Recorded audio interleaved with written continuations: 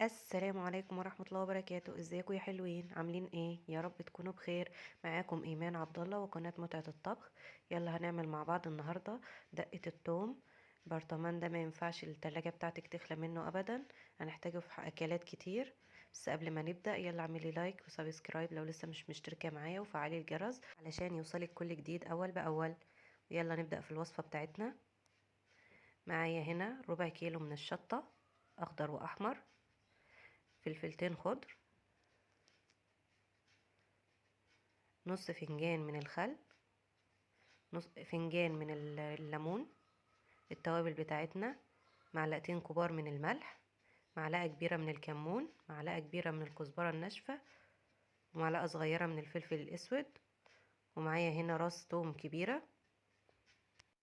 هنقطع الشطة بتاعتنا والفلفل بأي شكل وننزل بيهم في الكبة وعليهم التوابل ونص فنجان الخل وفنجان الليمون،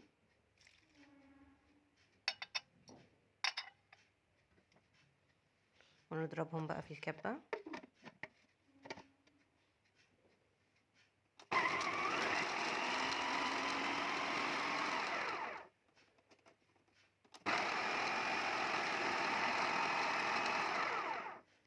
اول ما يوصل للشكل ده معانا هننزل بالثوم. مش عايزين الثوم يتضرب قوي، بحيث ان قطع الثوم كده تبقى واضحة، ونضربهم مرة تانية.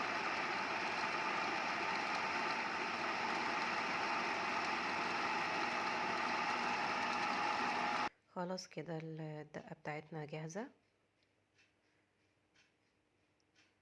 وده بيكون الشكل بتاعها.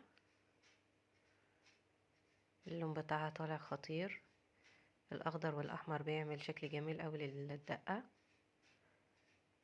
هنستخدم الكمية اللي احنا عايزينها، وهنحط الباقي في برطمان نكون غاسلينه كويس ومعقمينه، وهنحطه في التلاجة ونسحب منه بقى عند الاستخدام.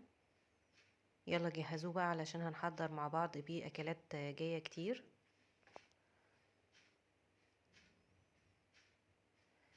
يلا هحضر معاكم كده حاجة على السريع بيها. معايا هنا طماطمايه مبشورة وعود من الكزبرة، هننزل معاهم كده بمعلقة صغيرة من الدقة ونخلطهم مع بعض.